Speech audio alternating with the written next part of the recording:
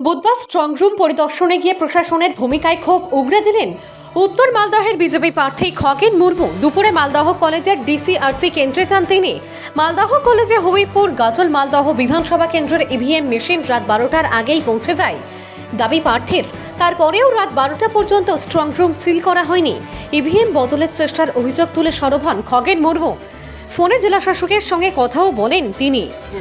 मुझे बताइए एक कारण क्या बैठा कि मैं चला गया रात को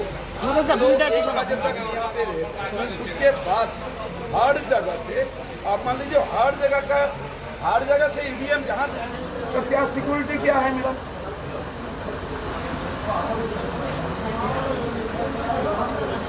भाई आप बोलिए ना अभी क्यों अभी तक अभी भी मैं देख रहा हूँ अभी अनलोड हो रहा है तो रात भर कहाँ रहा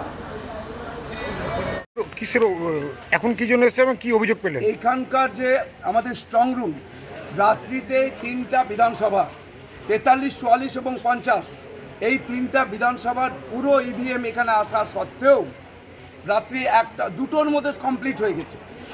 অথচ আমরা এখানে থাকলাম সারা রাত। আমার এখানে আমার ইলেকশন এজেন্ট ছিলেন রামকৃষ্ণ সরকার, তিনি এখানে ছিলেন। আমি চলে গেছিলাম মাঝে, যখন যেহেতু দেরি হচ্ছে ওরা সিল করলো না কেন? তার মানে ওপেন রেখে দিল। এখনো পর্যন্ত হচ্ছে বাকিগুলো আসছে। এখন হচ্ছে যে 12টা 12:30 বাজতে চললো, এখনো ইভিএম আসছে। তার মানে রাত্রি তো কোথায় ছিল ইভিএম?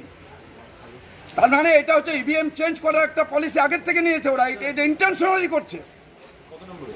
ইভিএম গুলো চেঞ্জ করার জন্য পরিকল্পনা নিয়েছে, তাতে হেরে যাচ্ছে তাই এগুলো করছে। আর এটা জেনারেল প্রশাসন জেনারেল অ্যাডমিনিস্ট্রেশনের এখানে হচ্ছে তার সহযোগিতা আছে। আপনি কাকে জানালেন?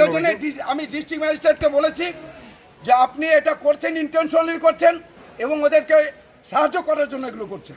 ইলেকশন কমিশনকে জানাবেন?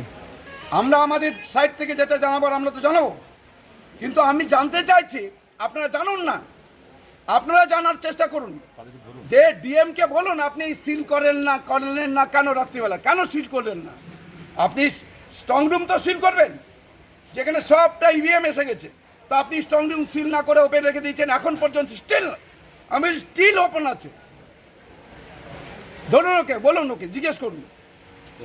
উনি আমাকে বলছেন কোঅপারেশন করতে। কি কোঅপারেশন করবো? আপনার সাথে ওভার ইভিএম গুলো এদিক ওদিক করার পর কোঅপারেশন করবো। ওভার টেলিফোনে কথা হলো? এখনই কথা হলো ডিএম এর সাথে। কি আশ্বাস দিলেন?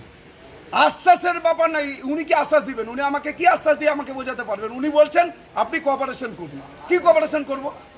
ইভিএম চেঞ্জ করবে, এটার জন্য দেরি করাচ্ছে, স্ট্রং রুম সিল করছে না, ইভিএম এখনো আসছে। এটা কি টাইম? আচ্ছা রাত্রিতে কি করলো? ইভিএম কোথায় ছিল? কোথায় ঘুমিয়েছিল ইভিএম নিয়ে?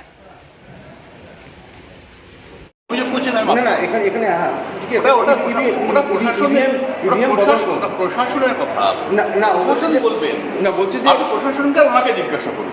উনি অভিযোগ ফালতু কথায় জবাব দিই না, ফালতু অস্বীকার বা জবাব দিই না, আপনি প্রশাসনকে জিজ্ঞাসা করুন।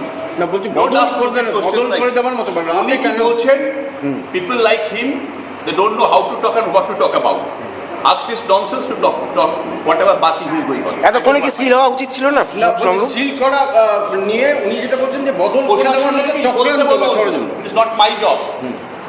আপনি তো পড়াশোনা করেন, কিন্তু এটা কি সম্ভব?